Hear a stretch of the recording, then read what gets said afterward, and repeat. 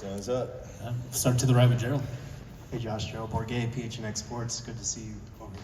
Oh, what's up? Congrats on the new contract. Appreciate that. I was just curious, could you kind of walk us through the free agency process? I know that you've enjoyed your time here in Phoenix. Mm-hmm. Was it kind of always the Suns, and how did that evolve? Obviously, when free agency opens up, when the season ends, you kind of debrief and try to, clear your mind from the season and step away from it for a little bit. And, free agency opens up and you kind of just weigh your options. But for me, I love Phoenix, the community, the fans, the people, the organization, from top to bottom, from Matt all the way down to, the security people that holds down the practice facility and the footprint center. So I love everything about this area. So I wanted to see if there was a way to make it work. And apparently, feeling some mutual on both sides. Josh up front, Dwayne Rankin, Arizona Republic. How you doing? What's up, brother? Yes, sir. I wanted to ask you about, I know there's a lot of new guys on the team, but when you got here, Al McCoy was still doing the radio. I'm curious, did you get a chance to really get to know him at all? And just what do you think about wearing the patch? I didn't get a chance to know him, but I have seen him, and I do know his impact that he's had, not only in the for the team, but for the community as well. His longevity is unmatched. They have a lot of murals kind of honoring him throughout this whole arena. I was passing by and I was reading a couple of the things, and I've seen he was here with I think it was the first or second championship game or whatever Phoenix had, and I was like, wow, that's crazy. And I even read up that he had as the guy who he covered works from him, still works with him today. I forgot his name. Was it Tim?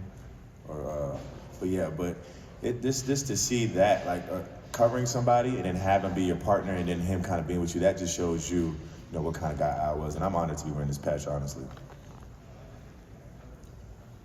Hi, Josh. Sam Valenti, C-Trace Sports. What's going on? It's going good. Pleasure to be talking with you. You recently held the second annual Nonstop Summer Carnival on your birthday at your old stomping grounds of Shiloh High School. What was that experience like for you, and what does it mean to you to really give back and make an impact in the community of Snellville, Georgia? Yeah, apart from basketball, that's my favorite time of the year right there, being able to spend time like that with those kids and with the community from where I'm from, just to show those kids that anything is possible. Because I feel like even when I was younger, sometimes you just need to see it.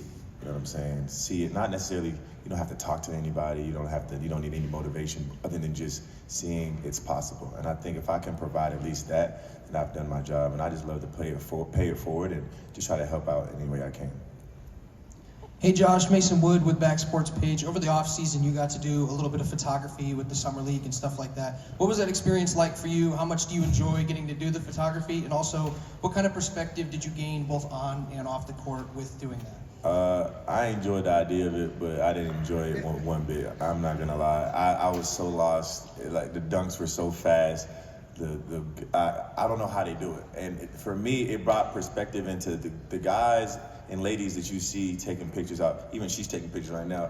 I feel it. You know what I'm saying? Like, it was so tough. Like, I would try to take a picture of somebody dunking, and I'll either get them taking off or landing. I would never get the dunk or get the shot. It was so hard. Like, you have to time it. And, people were telling me, like, you kind of have a better sense of timing because you play basketball, but I didn't realize how fast we move when we play. So, and you have to get the right angle, the flash, you have to set your camera every time that you take pictures. Like, if I was to take pictures here, I have to manually set it. And if I go outside, I have to manually set it again. It was a lot. But I enjoyed it, and I kind of like being trash at something because it kind of gives me like the competitive spirit to kind of get better at it. So I'm gonna be battling with that camera all year. Josh right here, Brendan Mao with Burn City Sports. Obviously, you have a good relationship with Tyus from your time in Minnesota. What is he going to bring to the table at the point guard spot? And did you feel like you guys needed a point guard last year? I feel like a point guard would have helped us last year. But Tyus brings that stability. When that guy that when Tyus has the ball, it puts your heart rate a little lower.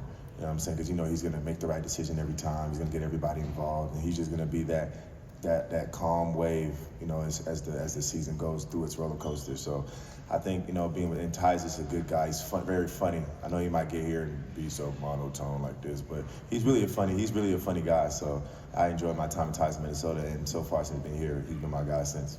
So final question here. Josh, as someone who likes to create defensive havoc, I wanted to ask you about the rookie Ryan Dunn. I don't know how much you've been able to play with him so far in offseason, but what have you seen from his ability to do things like that? I mean, he has the most important trait, and that trait is to want to learn. You know what I'm saying? He really wants to learn, and that's all he cares about doing right now is learning and soaking everything up like a sponge. And, you know, with that mindset and with that trait, I mean, the sky's the limit for him. I mean, not only defensively, but he's really fun to watch play offensively as well. And, yeah, he does have a good defensive instincts. He knows his timing on blocks and playing passing lanes and stuff like that. And that's stuff that you can't teach, and he has those kind of intangibles. So it's going to be very interesting to watch him grow defensively. And I also just told him anything you need, I'm here to help. All right, thanks, Gio. Appreciate y'all.